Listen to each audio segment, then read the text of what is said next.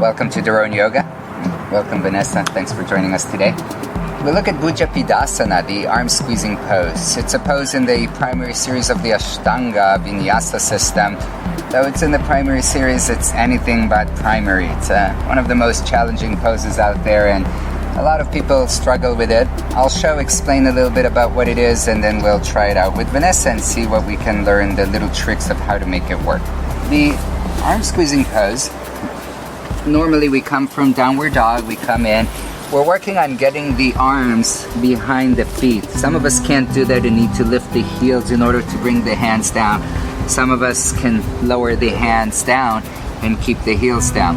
Either way, my work is to try and get the legs a little higher up onto my arms. So I'm going to try and wrap the shoulder a little bit under to get a little higher up, then it'll be easier for the next step.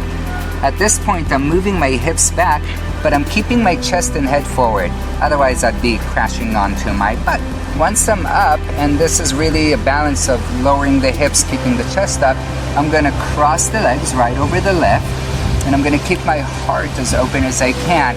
And here's the tricky part. We need to move the legs back and the head forward in order to come to the place where we can shift weight to come down. So I'm going to start to take the legs back, and at the same time, head and chest forward. In order not to collapse down, I'm keeping my chest open so I can make it back. I'm pointing my toes, and then I'm slowly starting to lower my head down. And there's the variation of chin down too, but we'll stay with head down today. I'm squeezing my arms to have space for my feet. I'm breathing for a few breaths, maybe 5 breaths. And then to come up, I'm going to press my arms strong.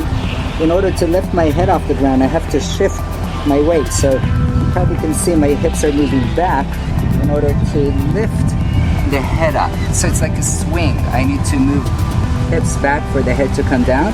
I need to lower the hips for the head to come up. And then the exit, which Vanessa will show us a better way, we're going to do the Bhujapidasana to crow and back. But we'll look at this technicality of understanding the shifting of the weight forward and back. Ready to give it a try?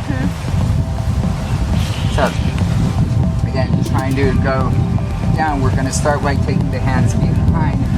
And you can see how beautiful Vanessa is already working on getting really deep with the arms so that the legs are high up on the arms, close as possible to the shoulders. Not so easy, but we're really working on that. And then she's starting to lower the hips down, and at a certain point the legs come up. The moment the feet come up, she's not going to drop her hips more, but lock her bandhas, her energy centers, her belly lifts, her pelvic floor to stay up. Tricky part, here we go.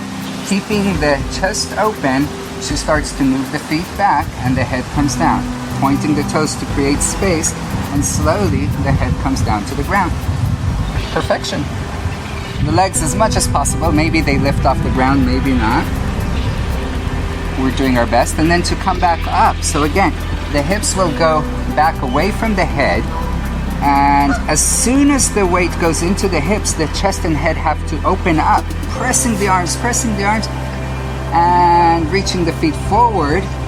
You got it. Good. Straightening the legs as much as possible for Bhujapidasana. Taking the legs behind for crow pose. And shooting back, Chaturanga Dandasana. That was awesome. As you can see, the hardest part was lifting back up, and it's kind of challenging. So thanks for that, Vanessa. When we're doing it, really it's about taking the hips down and at the same time constantly remembering that the moment the head is lifting off the ground, you have to open the chest. So one last time, when I'm here and I'm lifting my head up, the moment the head lifts and the hips start to drop, I'm opening my chest, otherwise I would collapse down. So I'm really keeping the heart open. Then from here, to take the legs out, they don't really want to go out. So I have to kind of work on either dropping the hips for straight leg, straight arm Bhujapidasana, or lifting the hips up if that's the other variation. As I go back, I can even trick a little bit, do a little lift up to come a little higher to my crow, and my head and chest shoot forward as the legs go back. Do this with a teacher, but now you know the little details of tricks, and really remember it's a lot about shifting the weight. Head forward, to balance the weight of the hips and vice versa. Thank you. Thank you. Thank you guys for watching. Namaste.